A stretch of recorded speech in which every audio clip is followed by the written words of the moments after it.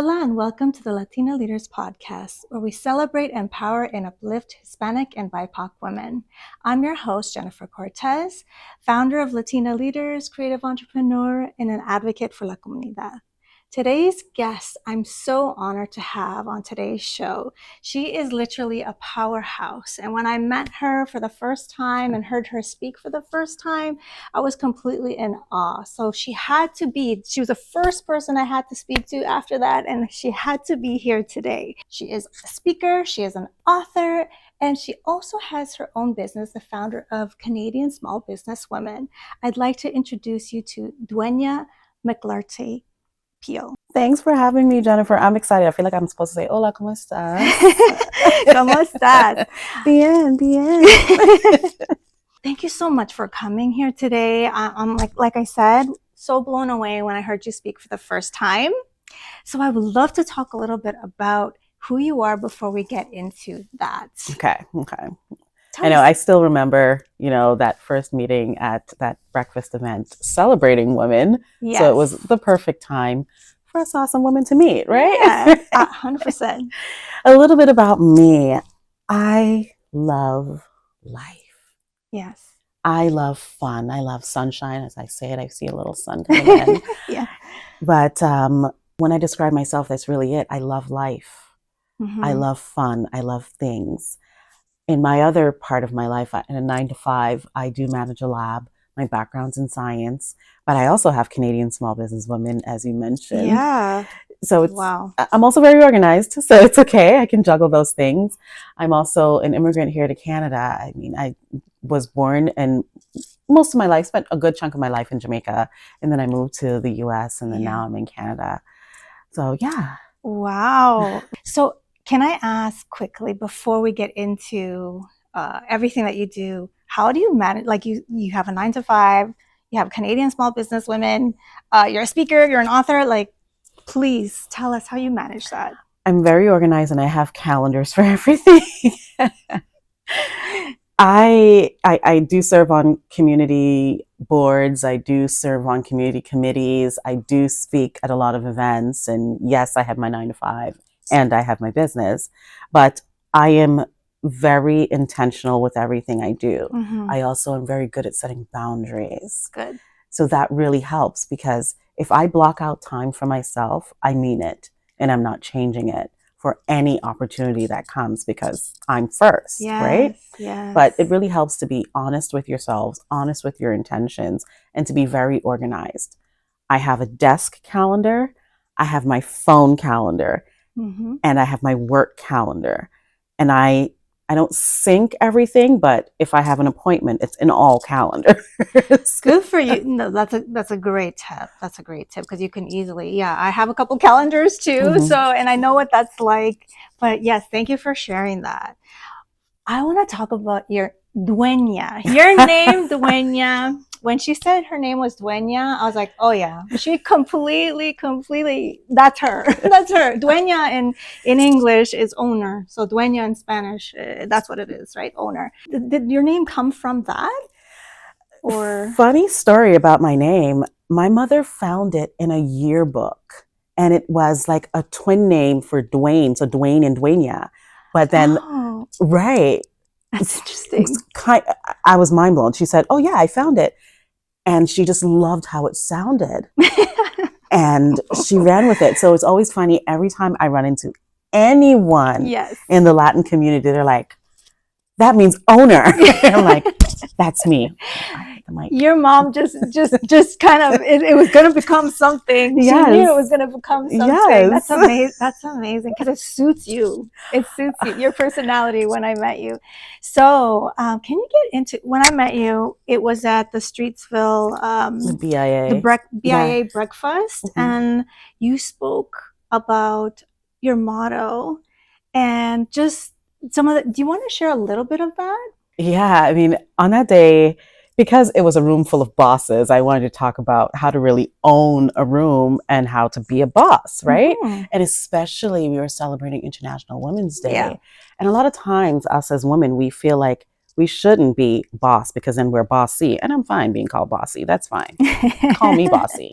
And I want us to own that. So I started talking about what that meant to me, about, you know, just owning everything that you do and standing in your purpose and really commanding that attention and leading your team, just all the things around being that real boss that you should be. And you kind of mentioned that day that you were almost always like that. Yeah.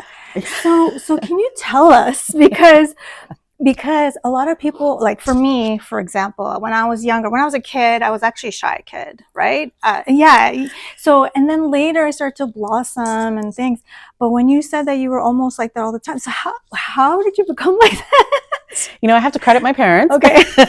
And also I credit the Jamaican culture. Okay. Because everyone knows a Jamaican or knows of a Jamaican or know about Jamaican culture. We have this saying on the island that it's, we're little but we're talawa, which means we're small but we're mighty. Everyone knows about us. I mean, you know about our track stars, you know about our music, you know about all that stuff, right? So growing up in school, everything was competitive. You didn't have a choice. Okay. So you had to speak up. You had to always try to be first. Very competitive. And then even outside of the academic portion, the sports portion, our system is set up just like how it's set up in the UK, where you enter a school, you get a house. Picture Harry Potter, everyone. You get into a house. Like, for example, in my prep school, I was in Red House, and that's your house for the entire time you're in school. So every year for sports competition, you want to be first. Because you're flying that flag every year. It's literally like Harry Potter. So we all have to have that confidence. Now, I used to not want to express myself at all times, but I distinctly remember when I was in junior high school and I was in trouble for something, because I'm not perfect. I get in trouble. I was in trouble for something. And I remember my mother looking at me going, speak up. Like, defend yourself. If I'm saying you did this and if you're saying you didn't, say something. And that stuck with me. So I will always speak up, because also at the end of the day, what's the worst somebody's going to do to me if I speak my mind?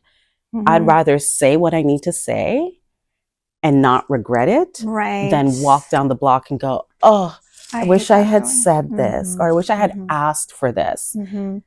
Also, that helps us in business. Like, if you don't ask, you won't get. 100%. So thank you for that. And I had no idea. So thank you for sharing that. I love that. We do talk about culture, and I love that you shared that, because I did not even know that about Jamaica. So thank you for sharing that. I see that you have a book here too. Tomorrow is another day. Oh, this book was a labor of love, but it was a necessity. You know, I talk about my life growing up, but I also talk about my breast cancer story.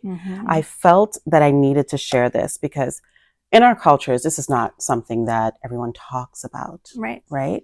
And at any point in our lives, we can always say we know someone who's been through cancer, or we know someone who's going through it now. Or we know of someone who might have passed from it. Why can't we help each other? So I decided to put my entire experience in a book. It's perfect for people who are going through it, but it's also perfect for all the caregivers, because they get to really understand what that person's going through. That's amazing. How long did it take you to put that book together? Let me tell you. Let me start talking a little. For the people that are aspiring to write a book. Yeah. You know, first things first, if you want to write a book, just start. And I was never someone, it's still funny to me when I get called an author, because I don't even like writing an email. To this day, I'm like, ugh, what do I write? I get really nervous about it. But I just started journaling my experience, because when I went to Trillium, had this really good chemo education class before you go through it. And they tell you everything you should expect. I mean, I left there with a textbook pretty much. And one of the things they said was, my memory, I'm going to get chemo fog. So, I mean, it took me months, and then it took me over a year to really write it. Because I have one edition that came out, and then I redid it with a partner publisher. That's a whole nother story about publishing. It can be a disaster, but it's okay. Yeah, it's a learning process though, right? Yes. So I'm sure you're equipped to write another book later. I am. Double author, right? Okay. I should do it. So tell us a little bit about your business and what you do. Oh, wow. Canadian Small Business Women. Yes. It was founded in 2013, and I really founded it because when I moved here, I wanted to start a business, a different business. Like I wanted to start a cupcake business when cupcakes were before they were the craze in Canada, they were craze in the US. Okay. And I'm a really good baker and I love to cook, everyone. I love it, love it, love it. Nice. So I didn't know how to start a business. I didn't know where to go. Right. There were no resources anywhere. And when I went to events that were business startup events, they were still speaking above my head because I didn't have a mommy and daddy who were entrepreneurs. Right. So I said, what do we do? And especially for immigrants. My biggest thing back then was every time there was an immigrant event, it was a job fair. Yeah. And like immigrants want to start businesses too. We come here with all these ideas and money and we want to start businesses. Right. Right now, when you look at the landscape of business, most of the small businesses are immigrant owned. Right.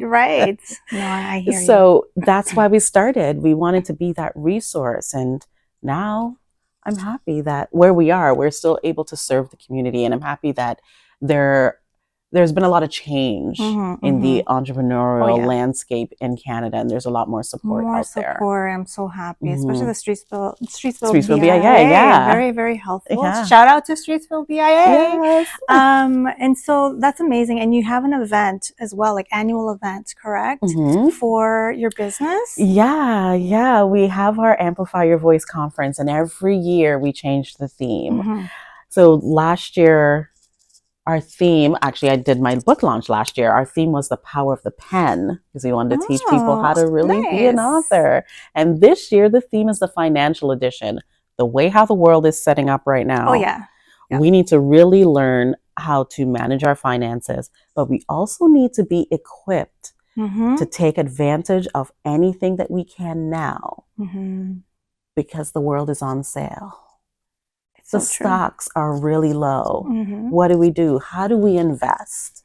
Because, again, another thing in our culture, they tell us to save. They're not telling us to invest. Right. 100%. How much can you save versus how much can you invest? Yeah, that's so true. Right? Yeah. So we're going to talk about all those things. How can you invest? What types of investments are there? Stock market, real estate, anything. Yeah, that's what we're going to do. So we want everyone to come in. Basically, it's for people that maybe don't know anything about like financial literacy, is it? Yeah, you have the mix of people who might know something about investment, but they don't know where they want to invest their money. So there'll be those kinds of opportunities. There'll be people there who will talk about, especially if you're an entrepreneur, you need money to fund things in your business. How do you do that? There are people there who's CPAs. A lot of CPAs will show up. How do you know your numbers? What are you looking for month to month in your business? There'll be someone talking about stock market 101. So there's a little bit of everything for everyone. Okay, so that's a really nice mix. Very exciting. So Anya, how many years in a row have you done this event? So this version of the event, it's the third year. Pre-COVID, we used to do our Immigrant Women Small Business Expo. And then we also used to do small business seminars in Mississauga, Ottawa, and Niagara. Oh my goodness. So yeah, we used to do the most. Wow. Wow. Okay. So that's amazing. Honestly, Dwania, that's very inspiring to hear that coming from an immigrant, right? And just how you just coming here and you just were yourself and you try to figure things out and, and that's what you need to do, right? I've spoken to several immigrants that are like that. And I love that they're like that, right? They're making their place. Yes. Here, this is their place. Instead of not feeling like it's your home. They don't belong. You are making your place. So that's amazing. And it shows our resilience. Yeah, it's amazing. So now that you've pretty much done it all, I'd like to ask, is there anything that you dream to, a dream gig or aspire to? Okay. Earlier when I was saying stuff about myself, I said how much I like food and I like to cook. Oh, yes. I love to cook. I love to make cocktails. When the summer is here, I am like the master on the grill. And I have been for the past few years involved in speaking at the Restaurants Canada show. And Oh. my dream Okay. is to either host or be a judge on a cooking show. Oh, wow. Like, yes. the Food Network, or Flavor Network as it's called now in Canada, is my lullaby. I love it so much. I love all the chefs. Oh my goodness. That would be my dream. That's amazing. And I can totally see you do that. So did you hear that? So manifesting this. Call me. Okay, so I do want to talk a little because you told me when we spoke for the first time, I went to you and the first thing I said to her was, you know, your name, Dwania, means owner, right, in English. But then you mentioned that you have Cuban roots. Yeah. So funny enough, it's something that we never really knew about until I think my mom was mentioning it to me. So my maternal grandmother is Cuban, and she was taken from Cuba to Jamaica back in the early Castro era. So when she was pretty young. So she didn't grow up speaking Spanish. We didn't grow up speaking Spanish. We knew nothing of it until later on in my life. My mother was telling me because my uncles were talking about it, and I was like, oh, that's pretty cool. Yeah. We need to go to Cuba. So it's on the list. We were supposed to go last year. We haven't been.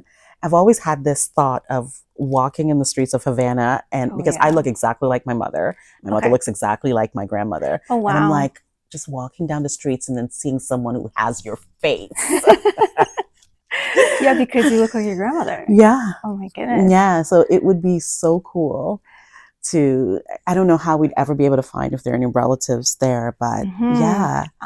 You know, someone may recognize you, You but never that's know. amazing. And funny thing is, my middle name is actually the flower in Spanish.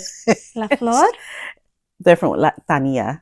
Dwania. Oh my goodness. Yeah. Did you hear that? Like, that's amazing. Yeah. So you're meant to go to Cuba. I feel like, yeah. You're meant to go to Cuba. And not only that, do you find, now that you know that you have those, the roots, the Cuban roots, do you find that there's anything that links you to that you subconsciously you didn't know? So for example, dancing, do you like to dance? Oh, I love to dance. Okay. The thing is, I love a lot, because even when we went to Florida earlier this year, we went to Little Havana and just went around and did all the stuff, and it was really cool. I've always had, funny enough, this love for Celia Cruz. There you go. See? Funny enough. It's there. Yep. Because sometimes I walk around like, azúcar. I don't know. That's your Cuban roots right there. So Celia Cruz, oh my goodness. Yeah, obviously she's the queen of salsa, right? Yes. So you love salsa. Yes. Salsa music. Yeah. I mean, I'm in love with salsa. I love reggaeton. Okay. Yes, so do I. So do I. Who doesn't? And it's like the perfect blend, right? Yeah. Because it's Spanish, Jamaican, all together. Yes. Okay. So yes, that's exactly what I was trying to get at. It's you know, in your blood. So that's amazing. And the food and the coffee. Oh yes. Cannot forget the food and the coffee and all of that. That is so amazing, Dwania. And I want to ask you about any advice you would give to immigrants like yourself that are here. Maybe they're really new to Canada. Maybe they have aspirations of staying here, you know, but they don't know where to start. Maybe they do have lots of ideas, creative ideas. They just don't know where to start. Like, you know, they don't know where to look. What kind of advice would you give them? Yeah, you know, it really depends on the stage you are in life. So let's say if you're a student, for example, I'm going to be like, I'm not a parent, but I'll be a parent and put my hat on and say, remember why you're here. Do not waste your parents' time and money. Remember that you're here to do better than they did. Right. So don't mess around. Yeah. Advice number one, if you're a student. Do you hear that? Yeah. Do not mess around. They worked way too hard to get you to where you are. 100%. Rule number two now, if you're done school, you did all the great things you were supposed to do, and you want to be an entrepreneur. We all have great ideas. Very rarely is it something new and innovative. But what you should do is seek out some legitimate resources. Yeah, you can talk to your friends, but are they the experts? No. Right. You have a lot of community organizations out there that can help you really just vet your idea to make sure that it's going to be something that's worth your while. Because At the end of the day, being in business is not a hobby. You pick one. Right. They have this thing, are you a hobo? A hobby owner? Business owner? Which one is it going to be? You're in business to make money. And you need to really just open your mouth, ask for everything you want, and put in the work. Being a business owner is not the easy way out. Having a 9-to-5 is the easy way out. That is so true. No, and you're so right. So thank you so much for that. Where can everyone find you, Dwania? I am Canadian Small Business Women everywhere. Full transparency, I don't really use X, but the account is there. But I'm Canadian Small Business Women everywhere else. Thank you so much, Dwania, for being here, really for taking the time to come here today. Thank you for having me, Jennifer. You're so welcome. High five. Oh. So that is it for today. So if you like this kind of content, please subscribe to our YouTube channel and subscribe to our Spotify channel. And we will see you next time with more inspirational stories on Latina Leaders Podcast. And leave a review. Ciao.